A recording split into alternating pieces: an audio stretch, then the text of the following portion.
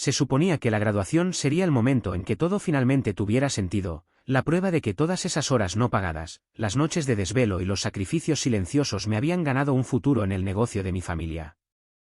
En cambio, 3 días después de cruzar ese escenario, abrí una carpeta delgada en la oficina de mi padre y me di cuenta de que mi futuro ya había sido entregado. No a un comprador, no a un socio, sino a mi hermana. Cuando confronté a mis padres, mi papá evitó mi mirada. Mi mamá no lo hizo. Ella me miró con la misma expresión de calma que usaba al tomar decisiones finales y dijo: Adriana, simplemente eres buena con las manos, no con el cerebro. Esa frase borró años de lealtad en un solo suspiro. Así que dejé de trabajar semanas de 60 horas sin paga. Dejé de arreglar problemas que nadie más podía resolver. Y cuando mi padre finalmente llamó, con la voz temblorosa, pidiéndome que salvara a nuestro cliente más importante, comprendí la verdad para la cual ellos nunca se prepararon. No le dieron el negocio a mi hermana, lo regalaron porque pensaron que yo siempre me quedaría en silencio. Mi nombre es Adriana Ortiz, y durante la mayor parte de mi vida, pensé que la lealtad era algo con lo que uno se ganaba su lugar. Crecí dentro del taller de nuestra familia en la Ciudad de México. No como una visitante, no como una niña que pasaba después de la escuela por diversión, sino como parte de la maquinaria misma. Los sonidos del metal rechinando y de los motores zumbando me eran más familiares que la música. El olor a aceite se aferraba a mi ropa tan profundamente que, incluso después de lavarla, me seguía a los salones de clase, y más tarde, a las residencias universitarias. Mientras otros niños hablaban de fines de semana y vacaciones, yo aprendí a detectar problemas pequeños antes de que se convirtieran en problemas costosos. Aprendí a mantener la boca cerrada y las manos ocupadas. Para cuando tenía 16 años, conocía el flujo de trabajo mejor que la mayoría de los adultos en la planta. Los empleados acudían a mí cuando las máquinas se detenían o los pedidos salían mal. Incluso cuando mi padre estaba parado a 3 metros de distancia, nunca cuestioné eso. Lo tomé como una señal de que era necesaria, de que yo importaba. A mi padre, Ricardo Ortiz, le encantaba hablar sobre el legado. Pronunciaba la palabra con frecuencia, como una promesa: legado, familia, sacrificio. Hablaba de lo afortunados que éramos por tener algo propio, algo construido desde cero. Cuando hablaba con los clientes, su voz era firme y segura. Cuando hablaba conmigo, generalmente se trataba de lo que todavía faltaba por hacer. Mi madre, Elena, era diferente. A ella no le importaba mucho el taller en sí, le importaba cómo se veía desde afuera. Líneas limpias, una marca sólida, las personas adecuadas viendo la versión correcta de nuestra familia. Ella creía que el éxito era frágil y que debía gestionarse con cuidado. Con ella, nunca se decía nada directamente. Las expectativas flotaban en el aire, tácitas pero pesadas, y aprendí rápidamente que decepcionarla significaba volverme invisible. Luego estaba mi hermana menor, Ximena. Ximena nunca perteneció al taller de la manera en que yo lo hice. Ella pasaba por allí como una invitada. Usaba zapatos limpios que nunca recogían polvo. Sus manos siempre estaban suaves, siempre vacías. Cuando los clientes nos visitaban, ella aparecía sin esfuerzo, sonriendo en los momentos adecuados y riendo de los chistes correctos. Sabía cómo verse importante sin ensuciarse nunca. Mis padres la miraban de manera diferente, con orgullo, con anticipación. Cuando me miraban a mí, no había anticipación, solo suposición. Yo era la que se quedaría hasta tarde. Yo era la que se encargaría. Yo era a quien no hacía falta pedírselo. Los fines de semana no eran días libres, eran turnos más largos. Los veranos no eran descansos, eran la prueba de que estaba aprendiendo responsabilidad. Cada vez que preguntaba por el pago, el tema era descartado. Es por la familia. Se te retribuirá en pesos cuando el negocio crezca. Estás construyendo algo. Así que me quedé. Trabajé semanas de 60 horas mientras equilibraba mis clases en la universidad. Falté a eventos sociales. Me dije a mí misma que el descanso era para personas a las que no les importaba tanto como a mí. Cada vez que un proyecto tenía éxito, mis padres elogiaban el negocio. Cuando algo salía mal, silenciosamente se convertía en mi problema para resolver.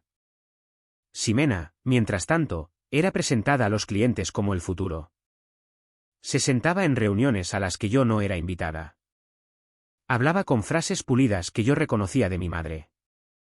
Nadie dijo nunca que yo no podía estar allí, simplemente nunca me lo pidieron. Aún así, yo creía. Creía que una vez que me graduara, una vez que regresara con un título, las cosas cambiarían. Imaginaba ser vista no solo como útil, sino como capaz. Imaginaba sentarme a la mesa en lugar de estar de pie detrás de ella. Imaginaba que todos los años de resistencia silenciosa significaban algo. No me di cuenta de que, en mi familia, mi papel ya había sido decidido, y demostrar mi valor nunca iba a cambiar eso. Durante mucho tiempo, la graduación fue lo que me mantuvo en marcha. Cada vez que el agotamiento aparecía, cada vez que mis manos me dolían tanto que tenía que sentarme en mi camioneta durante unos minutos antes de conducir a casa, me decía que era temporal. Solo supera esto. Solo termina la escuela. Una vez que tuviera el título, una vez que regresara con algo oficial en mis manos, las cosas serían diferentes. Tendrían que serlo. No solo estudié para aprobar, estudié para arreglar lo que había visto romperse silenciosamente durante años. Aprendí sistemas, logística y programación, el tipo de estructuras que evitan que las empresas colapsen bajo presión. En clase, me encontraba pensando en nuestro taller constantemente. ¿Cuánto tiempo perdíamos arreglando los mismos problemas una y otra vez? ¿Cuántos retrasos podrían haberse evitado si alguien se molestara en dar un paso atrás y mirar el panorama completo? Escribí trabajos que bien podrían haber sido planos para el futuro de nuestra empresa. Cuando llegó la graduación, mis padres se sentaron en la primera fila. Mi papá aplaudió ruidosamente cuando llamaron mi nombre. Mi mamá sonrió para las fotos. Ximena me abrazó después y me dijo que estaba orgullosa, con su teléfono ya inclinado para tomar una fotografía. Pensé que ese momento significaba algo. 3 días después, estaba de vuelta en el taller. El mismo piso, el mismo ruido, las mismas expectativas. No se programó ninguna reunión. No hubo ninguna conversación. No me preguntaron qué había aprendido o qué pensaba que podíamos mejorar. Recogí mi delantal como siempre y me puse a trabajar, esperando el cambio que nunca llegó. En cambio, la carga de trabajo aumentó. Los proyectos se acumularon. Los plazos se acortaron. Las semanas de 60 horas regresaron como si nada hubiera cambiado. El pago todavía vendría después. Cuando propuse ideas, sugerí pequeños ajustes al principio. Con cuidado de no sonar arrogante, mi papá asintió y dijo que lo pensaríamos. Mi mamá me recordó que el cambio tomaba tiempo. Ximena, mientras tanto, comenzó a aparecer más. No se quedaba mucho tiempo. No trabajaba en la planta. Aparecía alrededor del mediodía, sonreía a los clientes, tomaba fotos de las piezas terminadas y se iba.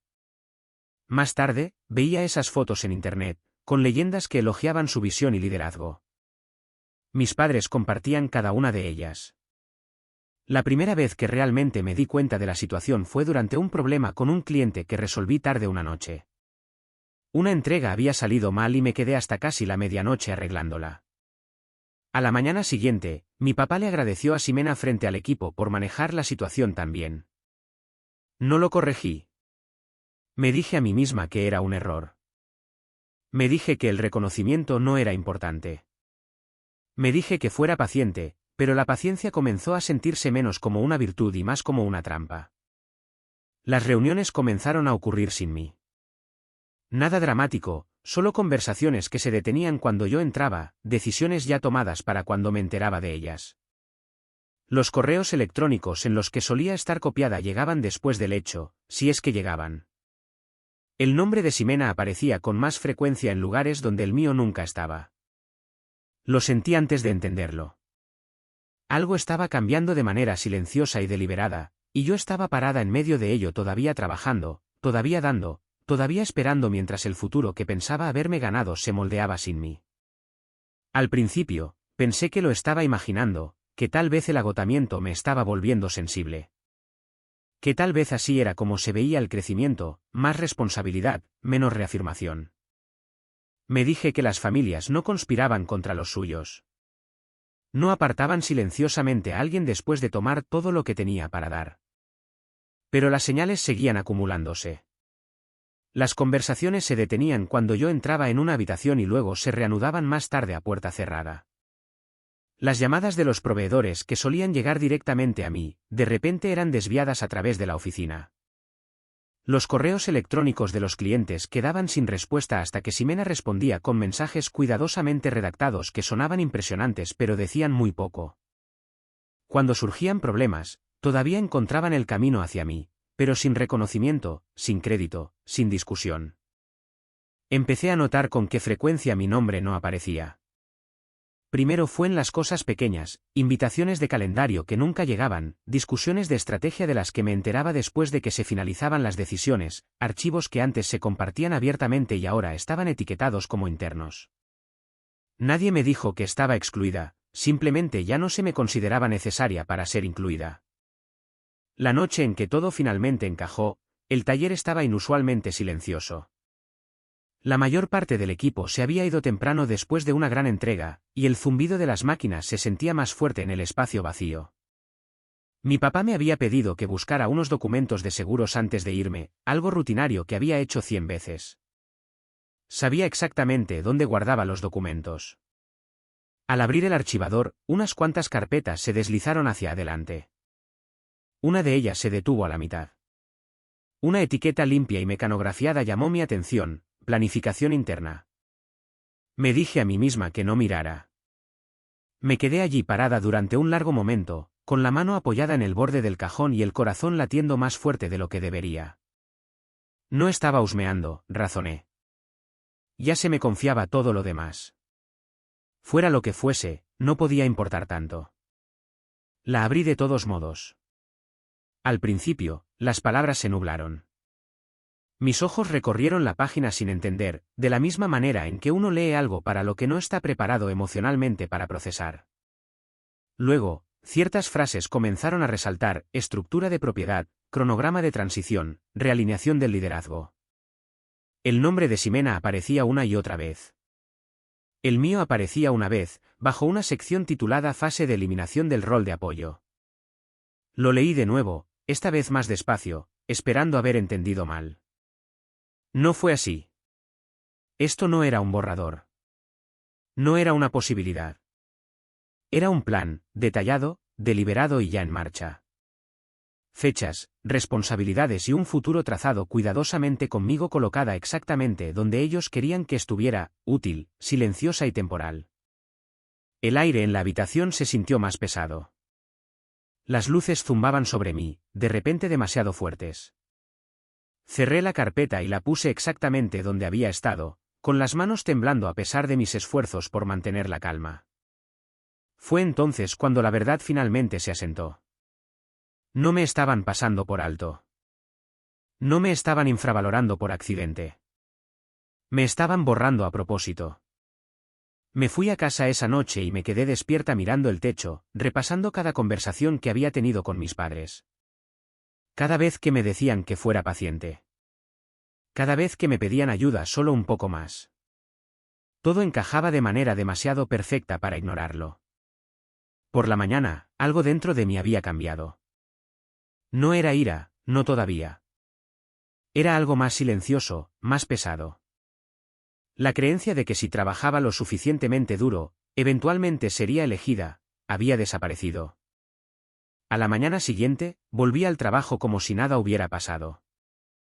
Los mismos pantalones de mezclilla, las mismas botas, los mismos saludos silenciosos al equipo mientras cruzaba el piso. Desde afuera, me veía exactamente igual. Pero por dentro, algo fundamental se había desplazado. La esperanza que me había impulsado durante años, la creencia de que la resistencia eventualmente sería recompensada, se había ido. Y sin ella, todo se sentía diferente. No renuncié. No confronté a nadie. No alcancé la voz ni hice exigencias.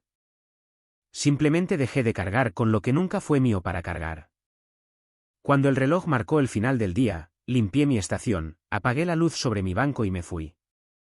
Sin demoras, sin revisar correos electrónicos desde mi teléfono en el camino a casa. Si surgía un problema después del horario laboral, lo documentaba y lo dejaba a un lado para la mañana siguiente. Si una entrega se retrasaba, reenviaba la información en lugar de reorganizar toda mi agenda para arreglarlo yo misma. No saboteé nada. Seguí las reglas con precisión.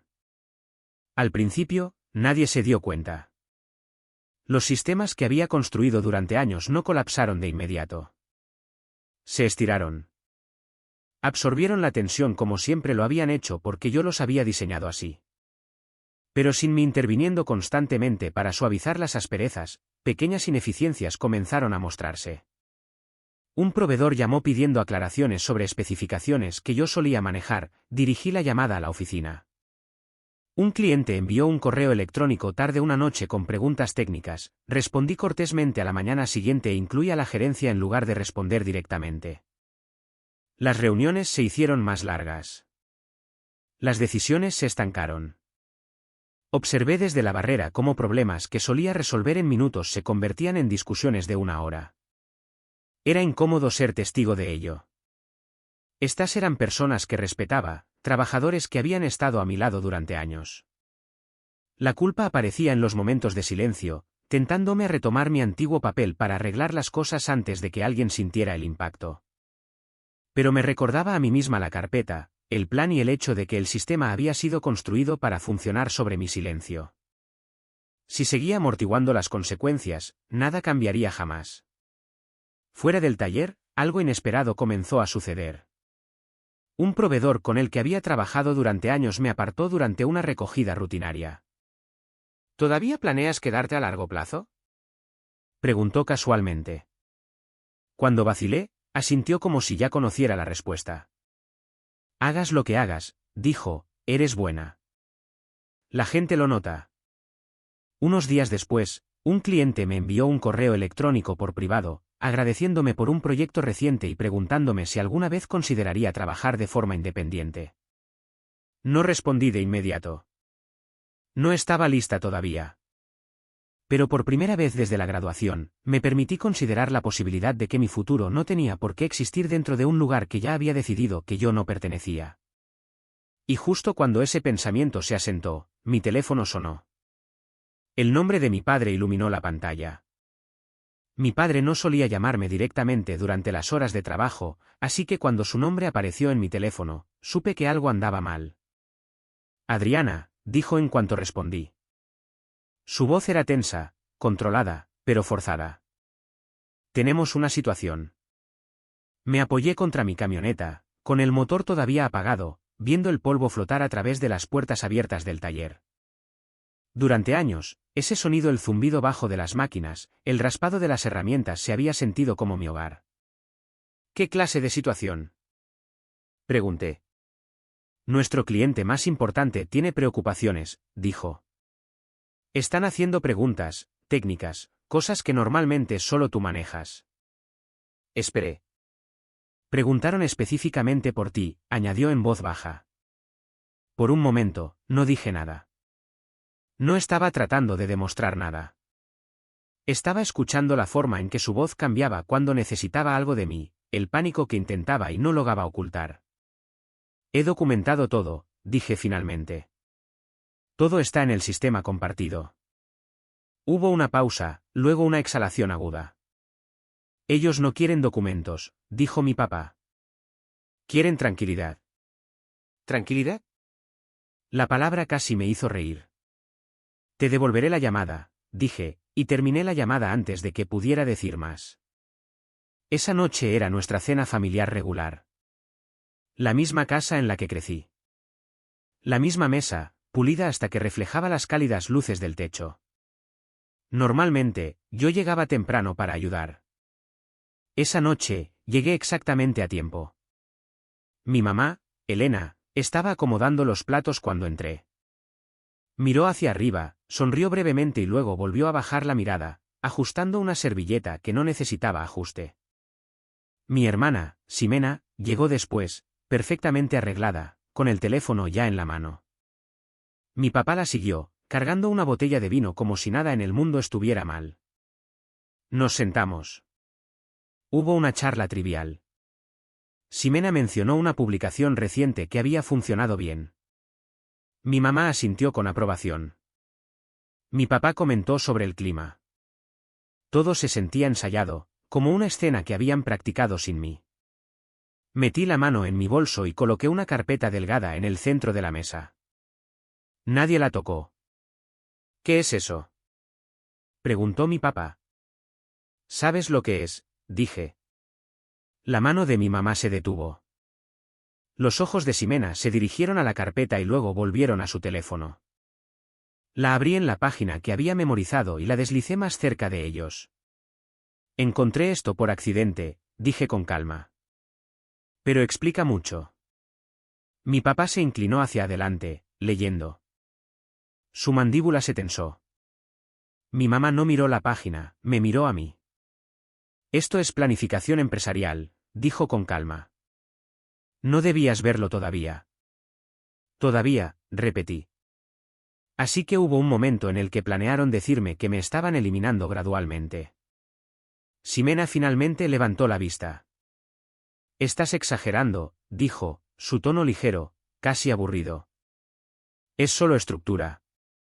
Estructura que te da todo a ti, dije, girándome hacia ella, y no me da nada a mí.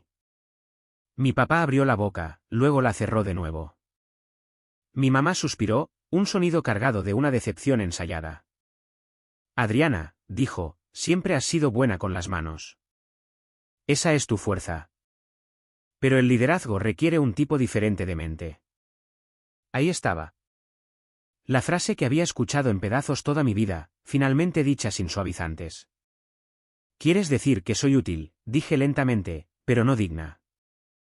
Eso no fue lo que dije, interrumpió mi papá rápidamente. Es exactamente lo que dijiste, respondí, solo que distribuido a lo largo de los años. La mesa quedó en silencio.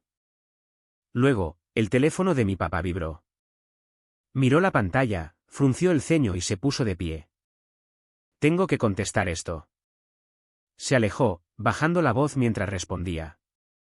Observé cómo se tensaban sus hombros, vi cómo el color desaparecía de su rostro. Cuando regresó, con la botella de vino olvidada en el mostrador, su expresión era diferente. Es el cliente, dijo. No se sienten cómodos procediendo. Ximena se burló. Están fanfarroneando. No lo están, espetó mi papá, y luego se contuvo. Se volvió hacia mí.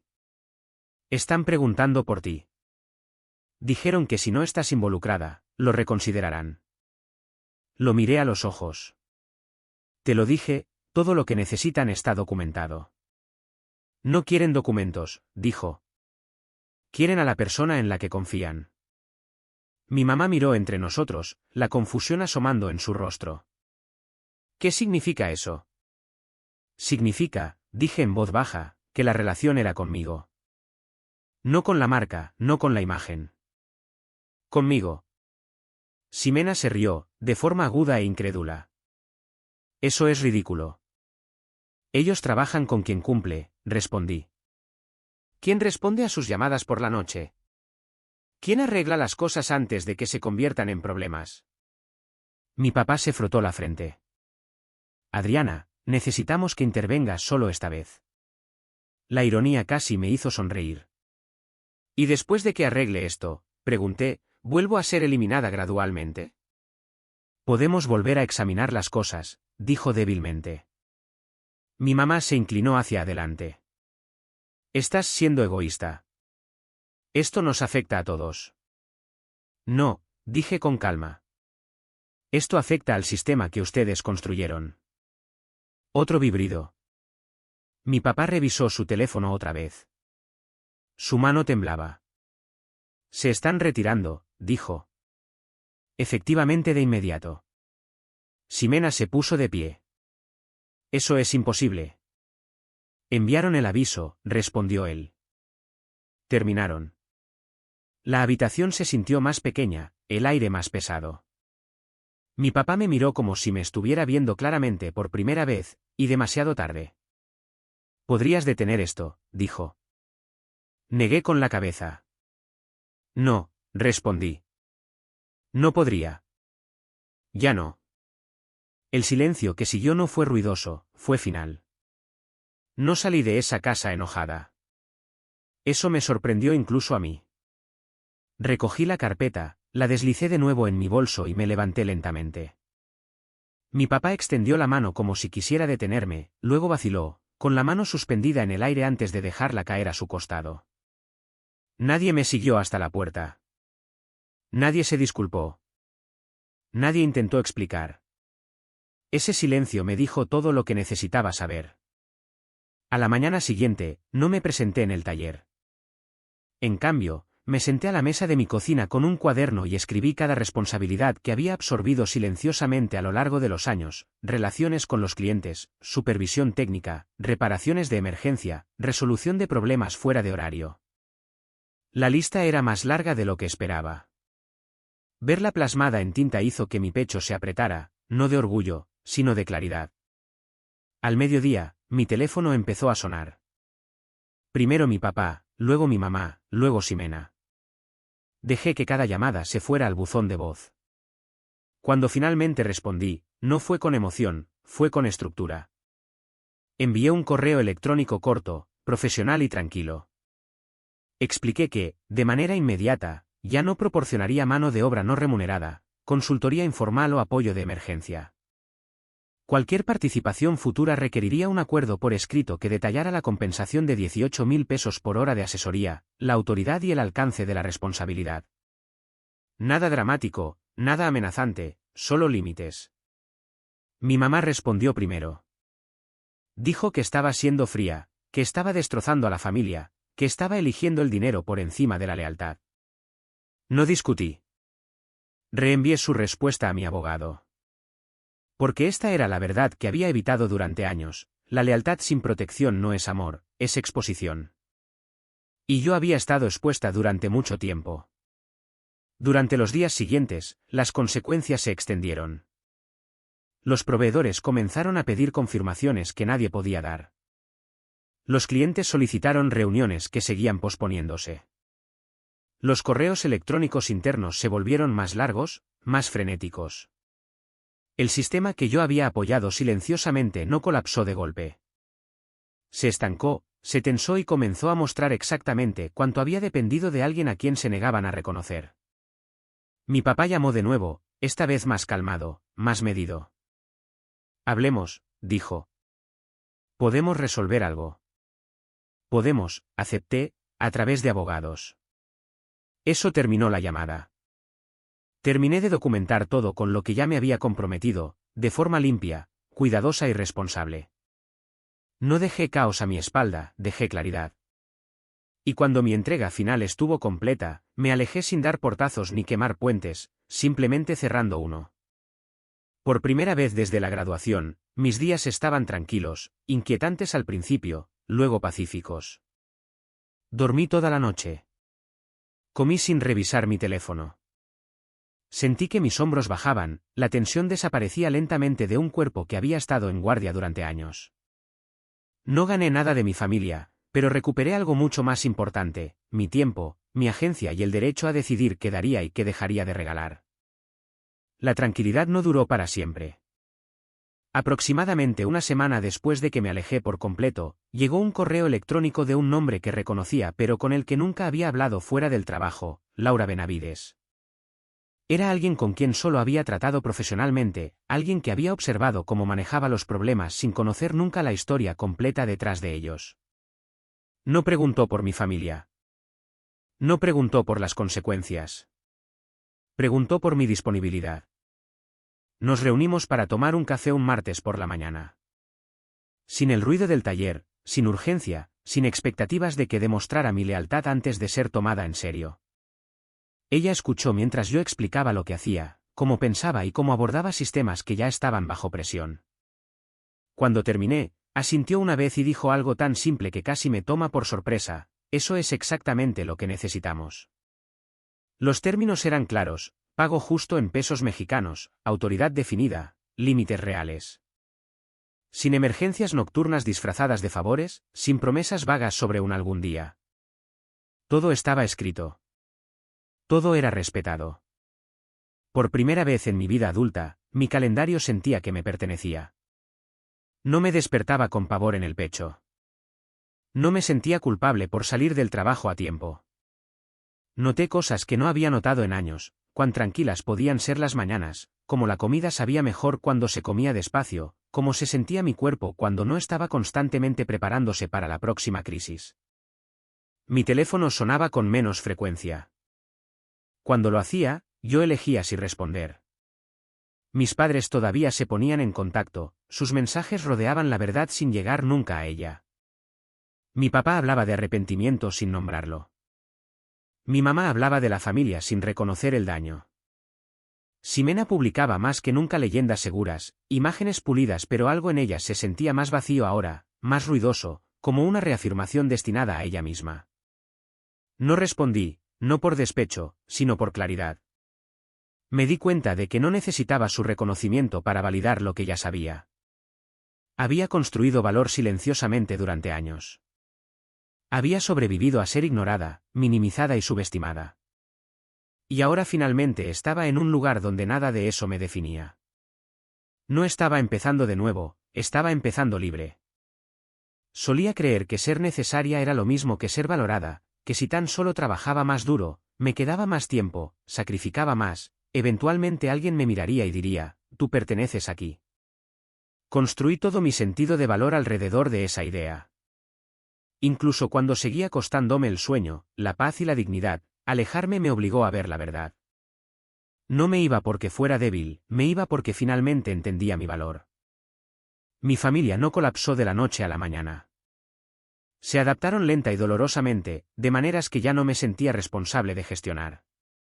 Algunos días la culpa todavía intentaba colarse de nuevo, pero no duraba. Me recordaba a mí misma que protegerme no era una traición, era supervivencia. Y la supervivencia, aprendí, puede ser silenciosa. Sin gritos, sin venganza, solo la decisión firme de dejar de entregarte a personas que confunden el acceso con el derecho. Hoy, mi trabajo es respetado, mi tiempo está protegido y mi futuro ya no depende de si alguien más decide elegirme. Si esta historia le resulta familiar, si alguna vez le han dicho que usted es útil pero no digno, recuerde esto, usted no necesita permiso para dejar un lugar que sigue lastimándolo. Usted no debe lealtad a un sistema construido sobre su silencio. A veces, lo más valiente que usted puede hacer no es quedarse. Es elegirse a sí mismo y caminar hacia adelante sin mirar atrás.